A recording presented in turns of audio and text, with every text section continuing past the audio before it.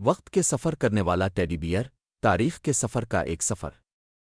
ایک دفعہ کا ذکر ہے، پاکستان کے ایک آرام دہ چھوٹے سے گھر میں ایک لڑکا رہتا تھا جس کا نام علی تھا۔ علی کے پاس ایک بہت خاص ٹیڈی بیئر تھا جس کا نام برونو تھا۔ برونو کوئی عام ٹیڈی بیئر نہیں تھا، اس کے پاس ایک راز تھا۔ برونو وقت میں سفر کر سکتا تھا۔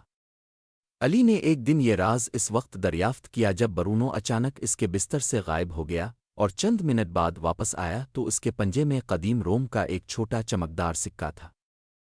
علی بے حد خوش تھا۔ وہ گھنٹوں برونو کے ساتھ کھیلتا، اسے مختلف زمانوں میں وقت کے سفر پر بھیجتا۔ وہ اپنی خواہشات برونو کے کام میں سرگوشی کرتا، اور برونو غائب ہو جاتا، پھر ماضی سے کوئی دلچسپ چھوٹی چیز لے کر واپس آتا۔ لیکن ایک دن کچھ غلط ہو گیا۔ علی جب جاگا تو برونو غائب تھا۔ اس نے ہر جگہ تلاش کی لیکن برونو کہیں نہیں ملا۔ علی کو فکر ہونے لگی، اس بار برونو کہاں جا سکتا تھا؟ اچانک علی کو اٹاری کی کھڑکی سے مدھم سی روشنی نکلتی ہوئی نظر آئی۔ علی تیزی سے اوپر بھاگا، اس کا دل زور زور سے دھڑک رہا تھا۔ وہاں گرد آلود فرش پر ایک چمکتی ہوئی روشنی کا دروازہ تھا جس میں رنگ اور روشنی گھوم رہے تھے۔ یہ ماضی کا دروازہ تھا۔ علی کو معلوم تھا کہ برونو اس میں جا چکا ہے، اسے بھی اس کے پیچھے جانا تھا۔ ایک گہری سانس لیتے ہوئے علی نے گھومتے ہوئے دروازے میں قدم رکھا۔ اسے ایک چکر سا محسوس ہوا اور وہ ایک مختلف وقت اور جگہ پر منتقل ہو گیا۔ علی نے خود کو ایک ہجوم بھرے بازار میں پایا جہاں لوگ رنگ برنگے لباسوں میں ملبوس تھے۔ اس نے دیکھا کہ تاجر نایاب مسالے بیچ رہے تھے، کاریگر خوبصورت مٹی کے برتن بنا رہے تھے، اور بچے لکڑی کے کھلونوں سے کھیل رہے تھے۔ یہ قدیم مصر تھا۔ علی نے برونو کو کھجوروں کے ڈھیر پر بیٹھے دیکھا، جو خوشی سے ایک کھجور کھا رہا تھا۔ لیکن کچھ غلط تھا۔ بازار میں ایک عجیب خاموشی چھائی ہوئی تھی۔ سب لوگ جمے ہوئے تھے، ان کے چہروں پر خوف کے آثار واضح تھے۔ علی کو احساس ہوا کہ کچھ بہت ہی خوفناک ہونے والا ہے۔ ایک دیو ہیکل اور خوفناک بچھو تیز پنجوں اور زہریلی دم کے ساتھ بازار کی طرف بڑھ رہا تھا۔ یہ مشہور بچھو بادشاہ تھا، ایک ایسی مخلوق جس کی بے پناہ طاقت اور جان لیوا ڈنک کے لیے شہرت تھی۔ بچھو بادشاہ بے خبر لوگوں پر اپنا زہر چھوڑنے والا تھا۔ علی کو اسے روکنا تھا، لیکن ایک چھوٹا سا لڑکا جس کے پاس صرف وقت کا سفر کرنے والا ٹیڈی بیئر تھا، وہ دیو ہیکل بچھو بادشاہ کو کیسے شکست دے سکتا تھا؟ علی نے گھبرا کر آدیر الفادیر دیکھا۔ اس کی نظر ایک بڑے خالی مٹی کے برتن پر پڑی جو زمین پر پڑا تھا۔ اس کے ذہن میں ایک خیال آیا۔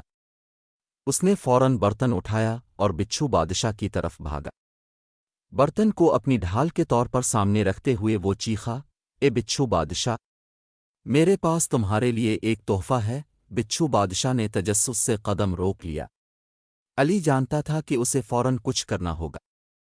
علی نے بہادری کا ڈھونگ رچاتے ہوئے مٹی کے برتن کو اپنے سر کے اوپر بلند کر دیا۔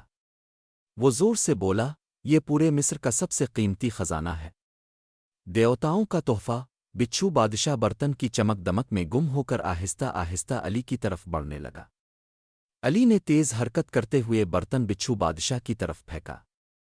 برتن زور سے بچھو بادشاہ کے سر پر لگا، اور ایک زوردار آواز کے ساتھ وہ زمین پر گر گیا، بے ہوش ہو گیا۔ بازار محفوظ ہو گیا۔ لوگ جو اب آزاد ہو چکے تھے، علی کے لیے خوشی سے نعرے لگانے لگے۔ انہوں نے اسے بچھو بادشاہ سے نجات دلانے پر شکریہ کے طور پر تحائف اور دعائیں دیں۔ علی کو ایک فخر کی لہر محسوس ہوئی۔ اس نے کر دکھایا تھا۔ وہ قدیم مصر کو ایک تاریخی تباہی سے بچا چکا تھا۔ لیکن برونو کہاں تھا؟ اس نے آدیر الفادیر دیکھا لیکن برونو کہیں نظر نہیں آیا۔ علی فکر مند ہو گیا۔ کیا برونو واپس اپنے وقت میں جا چکا تھا؟ وہ وقت کے سفر کی بھول بھلیوں میں کہیں کھو گیا تھا؟ علی امید چھوڑنے ہی والا تھا کہ اچانک اس کی نظر کھجوروں کے ڈھیر کے پیچھے سے نکلتی ہوئی ایک چھوٹی بھوری پنجا پر پڑی۔ اس نے فوراً کھجوریں ہٹا دیں اور برونو کو پایا جو گہری نیند میں تھا۔ علی نے بہت سکون محسوس کیا۔ اس نے برونو کو اٹھایا اور اسے زور سے گلے لگا لیا۔ وہ اپنے وقت کے سفر کرنے والے ٹیڈی بیئر کو واپس پا کر بہت خوش تھا۔ لیکن برونو کے پنجے میں اب بھی کچھ تھا۔ یہ ایک چھوٹا سنہری سک عرب بیٹل تھا۔ علی نے اس سے پہلے کبھی ایسی چیز نہیں دیکھی تھی۔ علی نے سکرب بیٹل کی طرف دیکھا، پھر برونوں کی طرف۔ اسے احساس ہوا کہ برونوں نے اپنے وقت کے سفر کی مہم سے اسے ایک تحفہ واپس لایا ہے۔ یہ اس کی بہادری اور ماضی میں فرق ڈالنے کی صلاحیت کی یاد دہانی تھی۔ علی جانتا تھا کہ برونو ہمیشہ اس کے ساتھ رہے گا، وقت کے سفر کے لیے تیار اور نئی مہمات تخلیق کرنے کے لیے تیار۔ اس نے برونو کو زور سے گلے لگایا اور سرگوشی کی، شکریہ برونو، تم دنیا کے سب سے بہترین وقت کے سفر کرنے والے ٹیڈی بیئر ہو۔ علی کی باتوں کا جواب دیتے ہوئے برونو نے اپنی بٹن جیسی آنکھیں جھپکائیں اور اٹاری کا کمرہ چمکنے لگا۔ دروازہ دوبارہ کھل رہا تھا۔ علی جانتا تھا کہ گھر جانے کا وقت آ گیا ہے۔ اس نے برونو کو قریب رکھا اور دروازے سے پیچھے ہٹ کر اپنے وقت میں اپنے آرام دہ بیڈ روم میں واپس قدم رکھا۔ علی گھر واپس آ گیا، محفوظ اور سلامت اپنے وقت کے سفر کرنے والے ٹیڈی بیئر کے ساتھ۔ وہ جانتا تھا کہ برونو ہمیشہ اس کے ساتھ رہے گا، ان کے اگلے وقت کے سفر کی مہم کے لیے تیار۔ علی نے برونو کی طرف دیکھا جو اب اس کے بستر میں گہری نیند میں تھا۔ اس نے مسکرا کر سوچا، برونو وقت کے سفر کرنے والا ٹیڈی بیئر ہو سکتا ہے، لیکن وہ اس کا بہترین دوست بھی ہے، اور یہی سب سے اہم بات ہے۔ علی نے برونو کے قریب جا کر آنکھیں بند کر لیں اور ان سب شاندار مہمات کے خواب دیکھنے لگا جو وہ ایک ساتھ کریں گے۔ ختم۔